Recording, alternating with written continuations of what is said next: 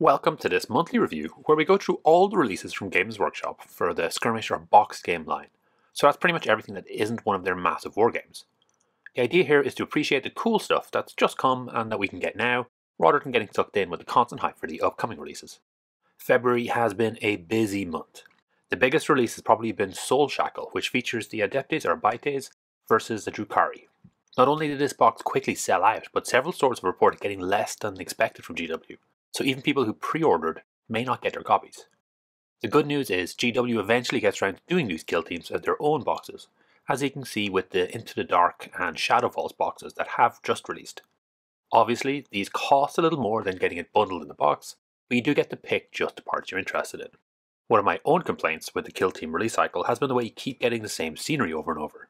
You can now get upgrade boxes which only contain the new elements, like in this case the weapons rack, the turret and the cutting tool from the Shadow Vault box.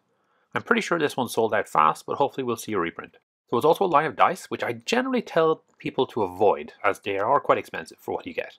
But if you're happy to go premium, they are a nice extra touch. Although not strictly kill team, I've also included the Void War boxes here. These are perfect for Into the Dark bases and are designed to match the boards. Again, one of those premium upgrades.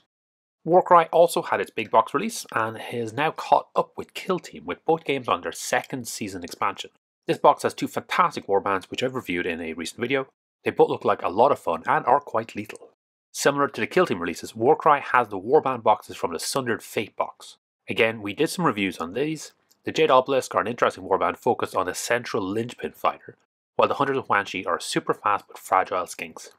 The big news for Warcry though wasn't the new releases, but the FAQ which came out at the very end of last month. While there were a few welcome changes like points increase for the monsters and a nerf to resurrection abilities, the big change was the old Tome of Champions 2021 Bladeborn fighters being made legal again. That added 156 extra fighters into the pool. Although as they were designed under the old system, the quality varies wildly from terrible to must plays. I've linked an intro video up top which will give a breakdown on how to play these fighters, which then has links to the detailed breakdowns by factions. Alternatively, if you prefer a written version, just go to optimalgamestate.com. This month we also had a new Underworld warband join Warcry, the Gloomspite Gitz Loon Court. The rules are in White Dwarf 485, and as usual, this Goblin warband looks like it's a lot of fun to play. For more details, check out the video. Moving over to Blood Bowl, the only new model release was Bryce the Slice. It was a skeleton with a chainsaw who was also on fire. Classic Blood Bowl. Warhammer Community also had a very cool showcase pack of an in-setting big tournament final with full team rosters with every player named.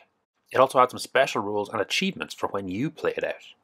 I don't yet have a Dark Elf or Necromantic team, but this looked like a great project to work on. The Necromantic team is good out of the box, but to make this Dark Elf team you will need one extra Blitzer and an Assassin. The big news for Blood Bowl, of course, is the release of the computer game Blood Bowl 3. The common take is that it's not quite ready yet, too many bugs and issues. If you're willing to put up with that though, then you can get a game of Blood Bowl in with the most up-to-date rules, which is great. If not, wait a little bit longer and no doubt they'll iron out those issues just like they did years back with Blood Bowl 2. Back to the tabletop, I've put together a card creator for Blood Bowl. Now, most experienced coaches won't bother with cards, but it can make for a nice addition when you're teaching someone or just as a way to keep track of players in the league. The only release for Underworlds was the FAQ and the upgrade of the format rules. Mostly, the FAQ took the top teams of the Gnarled Spirit Pack and Hexbane Hunters down a peg, which is good to see. Grisel's Arenae and the new Arrivals deck are due for pre-order on the 4th, but that's just coming into March. Just at the very end of the month, we get a new Apocrypha PDF for Necromunda on Warhammer Community. This has a bit of background and a short story, a scenario called The Big Score, which is a rolling road scenario, with one side trying to capture a specific vehicle on the opponent's side. So, kind of like Mad Max Fury Road, where they're trying to capture the truck. Of more interest, this pack also includes the rules for the Delac crew and vehicle equipment, continuing to round out the Ash Waste rules. And that's it. No new releases for Necromunda, Titanicus, Aeronautica, or Warhammer Quest this month.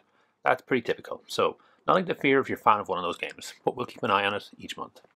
Thanks for making it all the way to the end. Hopefully you enjoyed this video. Each week I put up a new video talking about one of Games Workshop's specialist games. The goal is always to try and make the best possible two-player experience. If this is something you'd find interesting, please subscribe to the channel and comment to let me know what you'd like to see in future.